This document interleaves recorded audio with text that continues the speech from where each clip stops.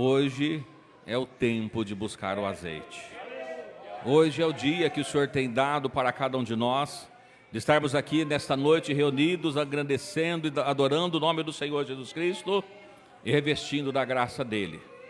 Todos que escolheram vir nesta noite, pode ter certeza, escolheu o melhor lugar para que você pudesse estar nesta noite.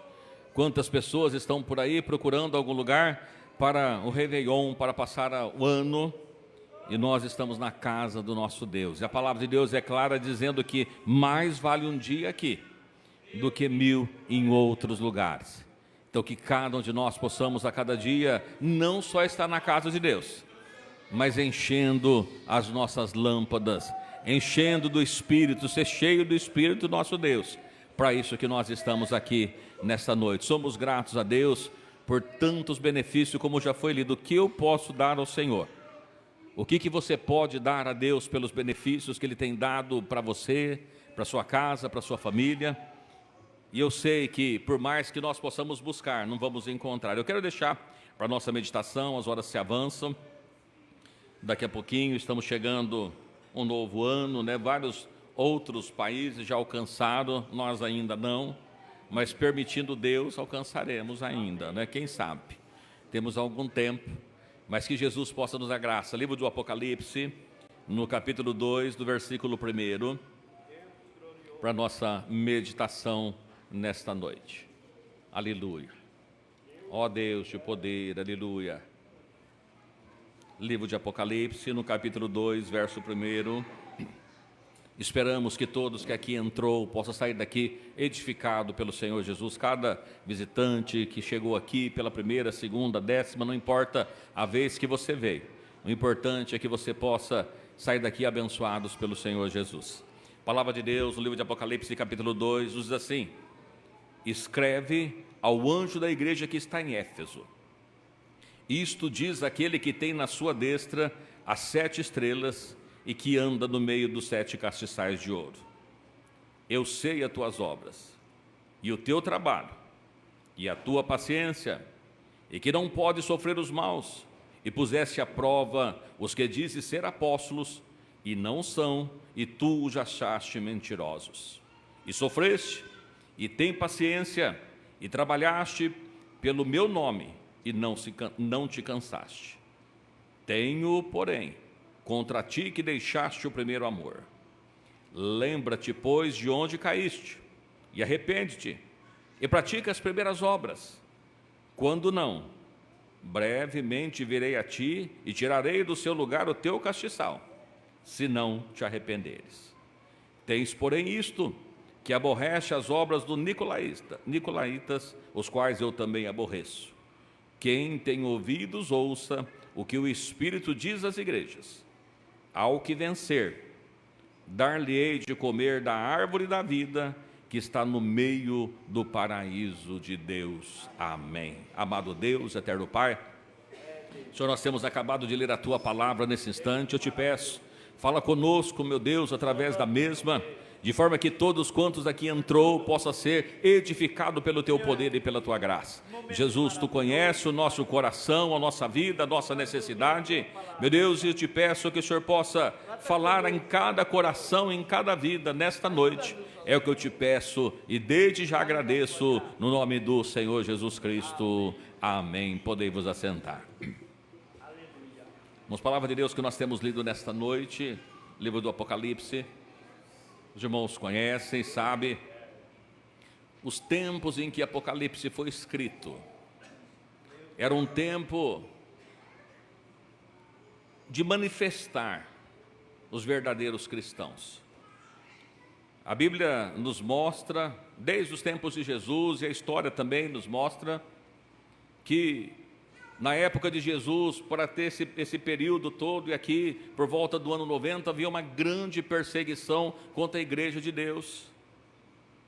E naquela época, muitos escolheram ficar do lado do governo, do Estado, onde os imperadores romanos se intitulavam deuses, exigia adoração do povo, e muitos sucumbiam à fé para que pudesse ter um pouco mais de gozo, um pouco mais de vida boa nessa terra. Mas a palavra e também a história nos registra que sempre houve um grupo de irmãos sinceros e verdadeiros que não temeram as coisas que estavam acontecendo à época. Muitos preferindo perder a sua vida para que pudessem ser servos de Deus, de manifestar a sua fé, de não desviar a sua fé para com Deus. E nesse contexto nos diz a palavra de Deus que João, o último dos apóstolos, que havia restado, e ele diz ainda no começo, no capítulo 1, que ele estava numa ilha chamada Pátimos, por amor à palavra de Deus, por não ter negado a sua fé diante de Deus. E eu vejo, irmãos, que o apóstolo João, em meio a tantas lutas, não as lutas que às vezes nós dizemos que passamos, a luta que nós dizemos que sofremos porque nós vivemos uma vida tranquila em todos os lugares. Poucos dias atrás os irmãos estiveram ali no centro de Ribeirão Preto e fizeram evangelização, pediram ali e deram até energia para que pudesse falar do amor de Deus. E ninguém foi impedido de falar, porque a palavra de Deus está livre, temos livre acesso. E nos tempos em que nós vivemos, da mesma forma que acontecia naquela época, hoje com o liberalismo, muitas pessoas têm deixado a sua fé para que possa viver uma vida liberal neste mundo, e que não existe o império mais romano, literal, como havia naquela época, mas existe também pessoas que preferem seguir o curso deste mundo do que viver uma vida pura, santa, digna diante de Deus. E é necessário que cada um de nós que chegamos aqui nesta noite, que nos consideramos servos de Deus, que façamos realmente uma autoanálise da nossa vida, se nós temos vivido uma vida de integridade com Deus, uma vida de santidade, uma vida de temor, aonde Deus tem sido o nosso centro, aonde Deus tem a liberdade de estar na nossa vida, ou se muitas vezes nós falamos que somos cristãos e só de nome, os chamados cristãos nominais. E Deus não está procurando cristão nominal. Deus está procurando verdadeiros adoradores, pessoas comprometidas com Ele, e que independente do curso do mundo, independente das coisas que acontecem no mundo, independente das coisas que existem, inclusive no mundo evangélico, no mundo gospel, onde todas as coisas têm sido liberal, onde cada um vive do seu jeito, onde cada um cria um Deus para si, o nosso Deus não, Ele não coadula com essas coisas, porque o nosso Deus é vivo, porque o nosso Deus é santo, e Ele permanece santo, e Ele quer um povo santo, que anda na presença dEle, que quer morar realmente com Ele, como os irmãos já cantaram agora há pouco aqui. O noivo vem, a noiva está preparada, a noiva está adornada, mas a pergunta que eu faço para você nesta noite: você faz parte da noiva? Ou você é como uma daquelas virgens loucas, que tem vivido uma vida de qualquer jeito, uma vida de aparência? E aqui, quando nós lemos as cartas endereçadas às igrejas, é interessante, porque foi escrito 7 cartas, diferente igreja, compondo ali diferentes cidades, diferentes situações, mas todas elas estão falando com todas as pessoas, porque os irmãos podem observar que no final assim, olha, quem tem ouvidos ouça o que o Espírito está dizendo. Não é para a igreja, mas é para todas as igrejas, para toda a época, porque para todo momento. Quantas vezes nós pensamos errados assim, não, porque Deus tem aqui um povo aqui, um povo ali, um pouco ali, e tudo é noiva de Deus. Não, a palavra de Deus é muito clara, dizendo que Deus tem uma noiva, Deus tem um povo que está comprometido com a sua palavra, esteja onde ele estiver, e que nós precisamos olhar para a nossa vida, como nós temos vivido a nossa vida diante de Deus. E aqui a palavra de Deus assim, olha, escreve ao anjo da igreja que está em Éfeso. E aqui nós olhamos assim, olha, o que são esses anjos? E ele vai falando que são ali os pastores daquela igreja, e nós trazendo para nós assim, escreve ao pastor, escreve ao dirigente da igreja. E ele diz assim: isto diz aquele que tem na sua destra as 7 estrelas e que anda no meio dos 7 castiçais de ouro. Deus é aquele que fala com os pastores, mas Deus é aquele que anda no meio da igreja. E a igreja, nós todos fazemos parte da igreja, significa que aonde nós andamos, Deus está andando onde nós temos passado. Aonde nós temos estado, seja lá onde for, Deus está contemplando. E é importante, irmãos, nós olharmos para a palavra de Deus, porque como nós dissemos, a palavra do Senhor é a mesma, ela não muda, e o próprio Deus assim que Ele é o mesmo, e Ele não muda. O tempo muda, as igrejas mudam, e muitas vezes falando assim, os costumes mudam, mas a palavra de Deus não. A palavra de Deus, ela não é simplesmente um costume, mas é um mandamento do Senhor. E nesse dia que nós estamos aqui, tantas pessoas, outro dia, ouvindo os irmãos falando, olha, se Deus me der vida, se Deus me der graça, no próximo ano eu vou fazer mais para Deus, eu vou trabalhar mais para Deus. Mas irmãos, que isso não fique simplesmente na nossa promessa, porque a promessa nós não estamos falando para as pessoas, a promessa nós fazemos é para Deus. E todos nós que já fomos batizados, na margem do rio, nós prometemos que serviríamos a Deus até o fim da nossa vida. O compromisso que nós assumimos somos com Deus. Talvez a pessoa pode dizer, não, eu estava no Rio, estava o pastor, então eu assumi um compromisso com o pastor. Não, você não assumiu um compromisso com o pastor. Você assumiu um compromisso com Deus. E aqui diz a palavra de Deus assim, eu ando no meio da igreja. Sabe o que significa? Que Deus está aqui, e nós podemos dizer com toda certeza, Jesus está aqui nesta noite. Mas não só aqui. Quando nós saímos, irmãos, e vamos para a nossa casa, Jesus nos acompanha. Quando nós saímos da nossa casa e vamos para o nosso trabalho, Jesus nos acompanha. Ele anda no meio da sua igreja. Se você entende que você é a igreja de Deus, Ele anda aonde você está. Mas é importante nós olharmos para aqui, a palavra de Deus, Ele diz assim, olha, eu sei as tuas obras. Quem está dizendo isso é o próprio Deus, que Ele trata aqui, que Ele tem olhos como chamas de fogo, que conhece todas as coisas, os olhos do Senhor estão em todos os lugares. Nós não sabemos o que o outro faz, ainda que muitas vezes, nos dias de hoje, as pessoas fazem, publicam nas redes sociais e ficamos sabendo. E é tão interessante, irmãos, porque o temor não existe mais na vida de muitas pessoas, porque lá atrás, quando alguém pecava, ele procurava esconder o seu pecado. E o temor foi diminuindo com o passar do tempo, porque a pessoa peca e coloca na rede social para todo mundo ver que ele está em pecado. Isso é falta de temor de Deus. E você pode estar na igreja, você pode estar no templo, mas a noiva do Senhor, ela está pronta.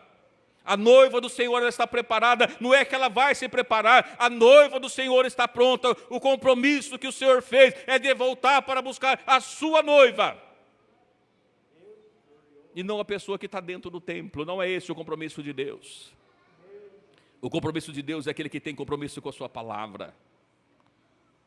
E eu gostaria que cada um de nós pudéssemos fazer uma reflexão nesse último dia, nesses últimos minutos que nós temos no ano de 2025. O Senhor conhece as minhas obras e o Senhor conhece as suas obras. O Senhor sabe aquilo que você está fazendo. E a pergunta que eu deixo para você nesta noite, se você partir com o Senhor, Ele conhecendo as suas obras e você também conhecendo as suas obras, se você partir hoje, qual é o destino da sua alma? As pessoas, por falta de conhecimento, criou-se o catolicismo, que as pessoas morrem e vão ali para um lugar, e aí depois desse lugar faz uma reza, faz uma missa, e depois encomenda a alma ali, e ela vai para um bom lugar. Invenção do diabo. A Bíblia fala, morreu, segue-se o juízo. Não adianta fazer missa, não adianta fazer culto, não adianta fazer oração, não adianta fazer nada depois que partir. E nós poderíamos, irmãos, nessa noite, estar trazendo uma outra palavra para os irmãos, mas não, nós precisamos fazer uma reflexão da nossa vida, nós como cristãos, como servos de Deus, o que nós temos feito da nossa vida, qual que é o espaço que nós temos dado para o nosso Deus, qual é o espaço que Deus tem na nossa vida, qual é o espaço que Deus tem no nosso coração, o que nós temos feito para Deus durante a nossa vida, durante o ano de 2025, esses dias eu comentava, falava para os irmãos, esse ano de 2025, você foi um cristão melhor do que 2024, você foi melhor do que 2023, você foi melhor do que os anos anteriores, ou você foi pior? E os irmãos não precisam me responder, mas que os irmãos analisam, porque as pessoas dizem, olha, o ano de 2025 foi muito difícil, foi, espiritualmente foi muito difícil, materialmente foi uma beleza. Nunca eu vi tantas pessoas andar com um carro novo. Nunca vi tantas pessoas comer carne todo dia. Nós, quando éramos crianças, comia broto de abóbora. Cambuquira. As crianças não sabem o que é cambuquira. Só come carne todo dia. Então, materialmente, está uma maravilha. Mas espiritualmente? Espiritualmente, eu creio que foi um ano de muita luta, muita dificuldade. E não porque o diabo tem lutado, não, irmãos, porque nós temos livre acesso para falar com Deus, nós podemos reunir qualquer dia, qualquer hora, em qualquer lugar, que ninguém impede nós entrar na presença de Deus. Os nossos irmãos dessa época, o apóstolo João, ele estava preso por causa do amor à palavra de Deus. Tantos outros morreram, mas eles conheciam, a sua fé era genuína, a sua fé era autêntica em Deus, e precisamos ter isso na nossa vida, nós que dizemos ser servos de Deus, nós que dizemos ser cristão, como anda realmente a nossa vida diante de Deus? Eu estou dizendo isso porque a gente vê pelas redes sociais, esses dias no grupo de pastores, os irmãos preocupados, dizendo, o que nós vamos fazer? Porque não é falta de ensinar a palavra de Deus, é teimosia mesmo, é rebeldia mesmo. Outro dia um pastor, não, agora diz assim, é por livre e espontânea rebeldia. E quando nós vemos o espírito de rebelião, é pior do que o espírito de feitiçaria, diz a palavra de Deus. E não é rebelião para o pastor, irmãos. Muitas vezes as pessoas assim, olha, que o pastor vai ter que dar conta da alma. Não, a Bíblia não diz isso. A Bíblia fala que o pastor, ele tem que conduzir o povo como se tivesse que dar conta, da mesma forma ter todo o zelo para que ninguém se perca, mas a sua salvação é algo sua, é algo pessoal, é você e Deus, é só você e Deus, ninguém mais pode salvar. Jesus disse, eu sou o caminho. Outras pessoas, tantas pessoas podem dizer que existe o caminho por aí, mas Ele é o caminho, e quem não entra por Jesus, ele não encontra pastagem. Então precisamos fazer a nossa análise aqui. Na ilha de Patmos, eu vejo esse texto, irmãos, e fico pensando que privilégio o apóstolo João teve. Estava preso por causa da palavra de Deus, por ser sincero, por ser fiel à palavra de Deus, mas quando ele estava lá na sua idade já avançada, Deus aparece para ele e diz assim, João, eu vou te revelar, eu vou te mostrar as coisas que vão acontecer.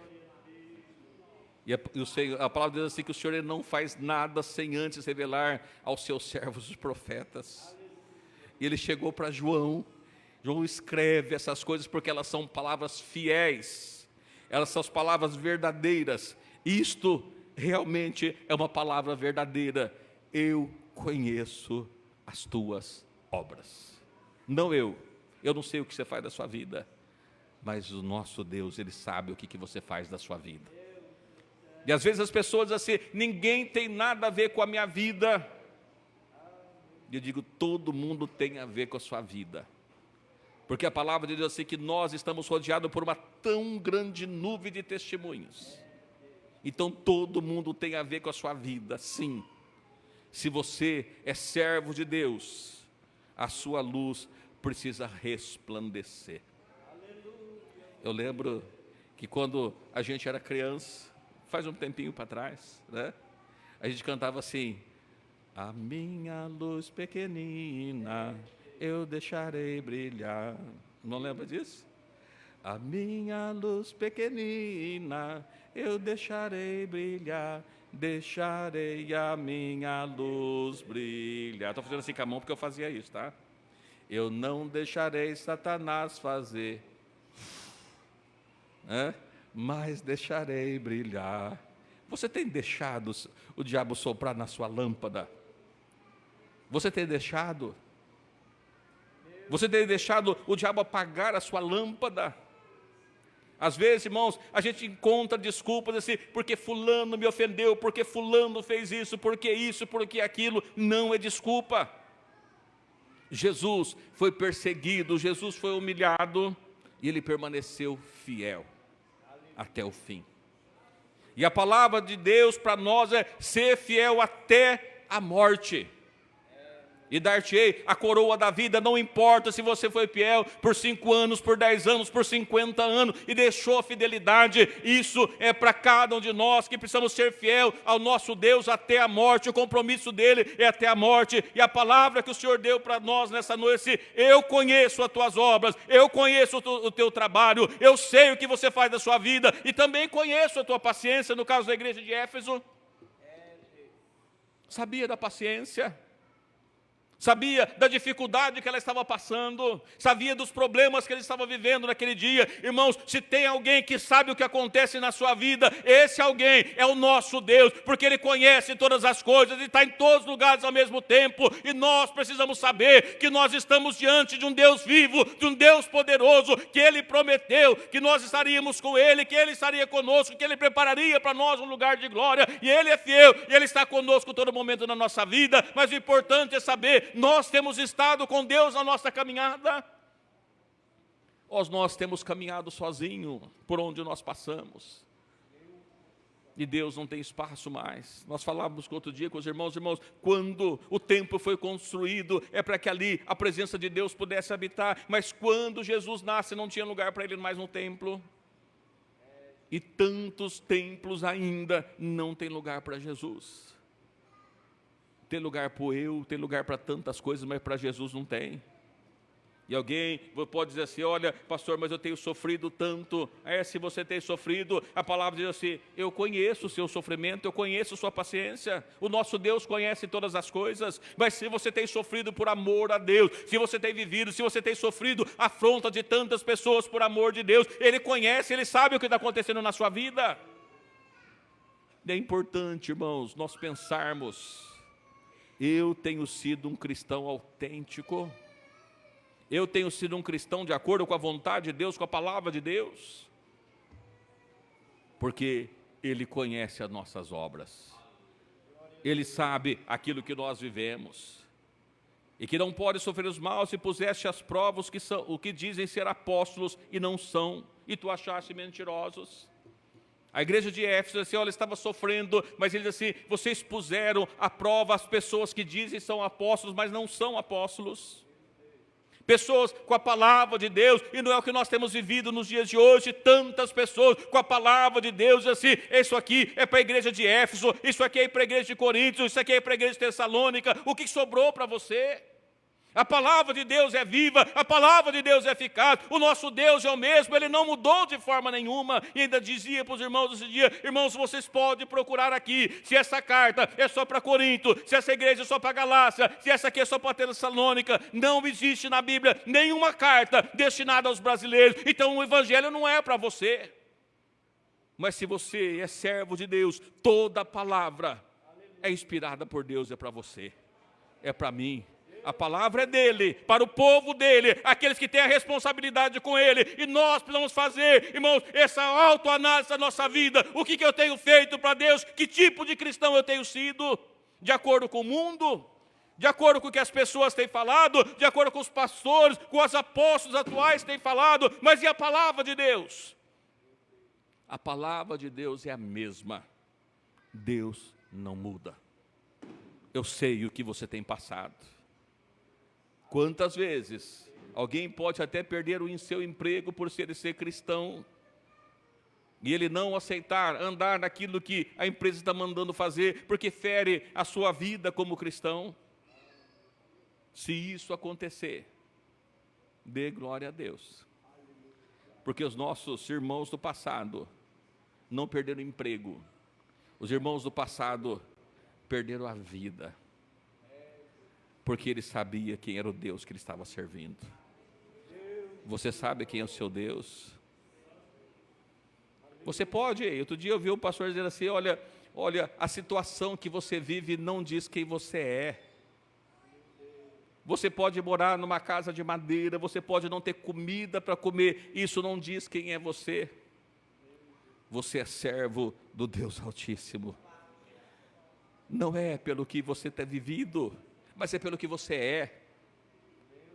Conhecer a Deus. O profeta Oséias já havia profetizado: conheçamos e prossigamos em conhecer a Deus. Eu conheço as tuas obras. É a palavra que Deus diz para cada um de nós.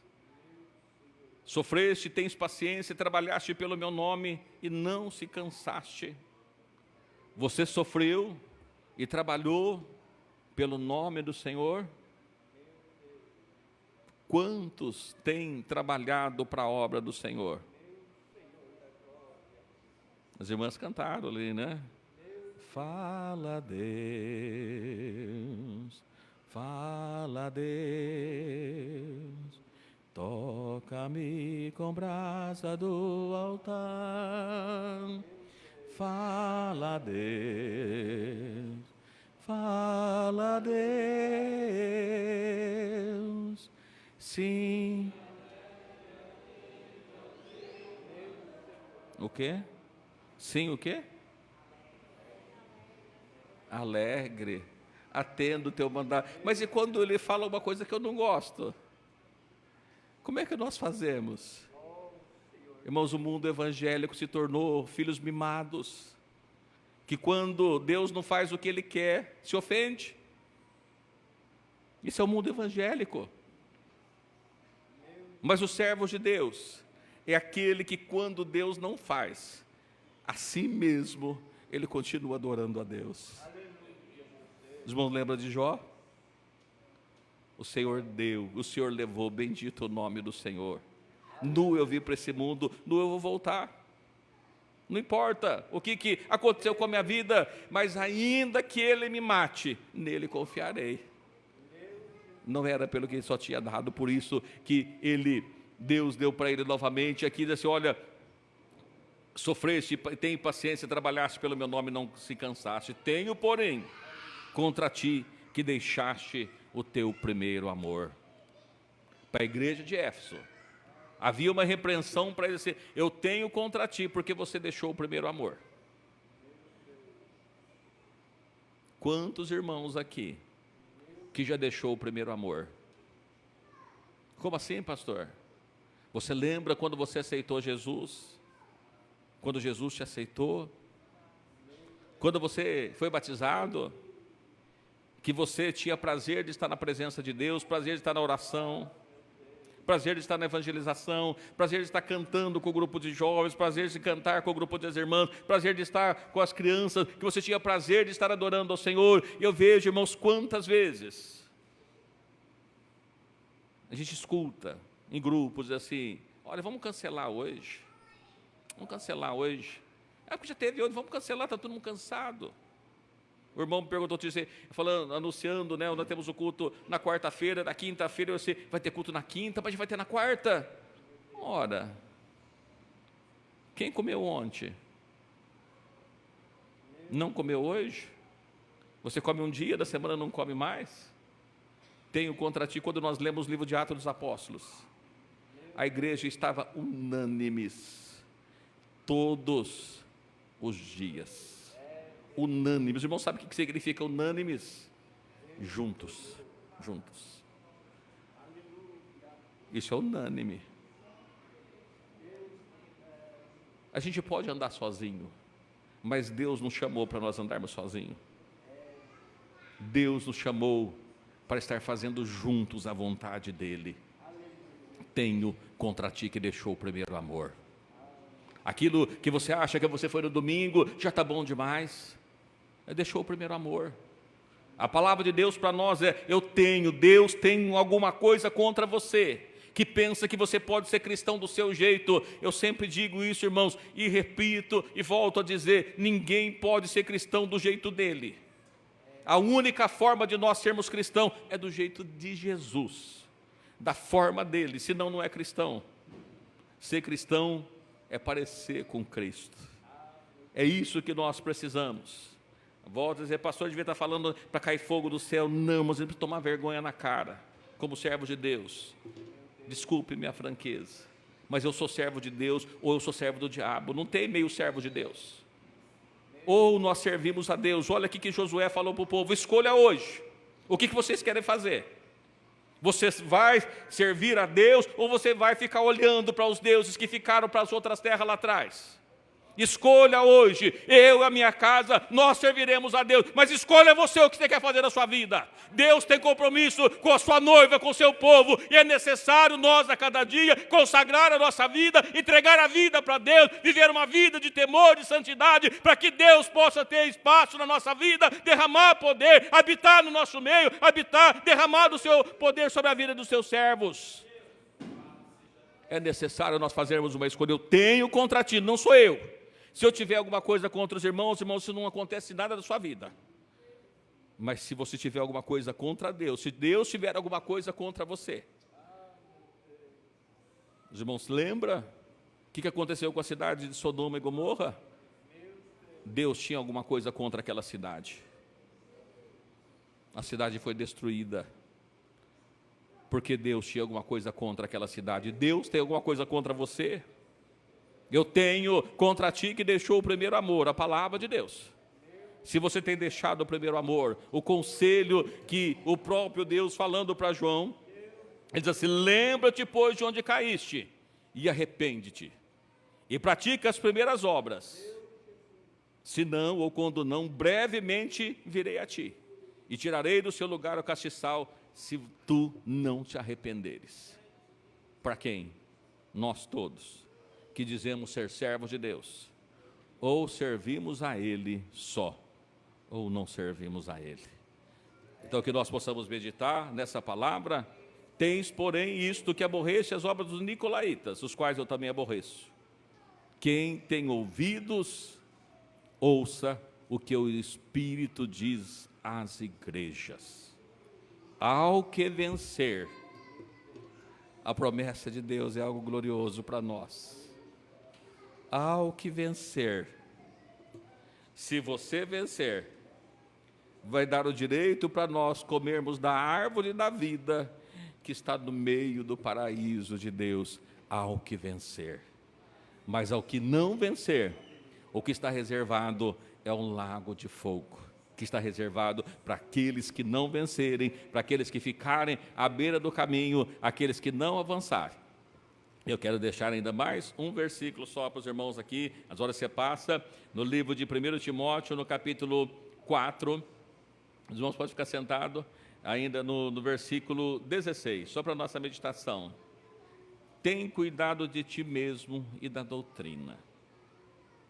Paulo escreveu para Timóteo assim: Timóteo, entre tantas coisas, não despreze o dom de Deus, medita nessas coisas, ocupa nela, toma cuidado da doutrina, toma cuidado de você e toma cuidado da doutrina. Veja aqui, Paulo podia dizer: eu estou tomando conta de você, mas assim, não, eu não vou tomar conta de você. Você, toma conta de você, toma cuidado de você e da doutrina. A doutrina são os ensinamentos de Deus. Você tem tomado conta da doutrina de Deus? Por que é importante, irmãos, a doutrina de Deus? Porque ele diz assim: persevera nessas coisas, porque você fazendo isso, te salvarás tanto a ti mesmo e as pessoas que te ouvem. Você quer ser salvo? Medita na lei do Senhor, guarda a palavra do Senhor Jesus, porque fazendo isso, você vai te salvar a você e as demais pessoas. Que Deus abençoe a todos os irmãos, né? Nós estamos chegando ao término do culto, já ao término do ano, e que nós vamos estar orando, falando com Deus. Talvez a gente passe um pouquinho, 5 minutinhos, mas não se preocupa não, tá?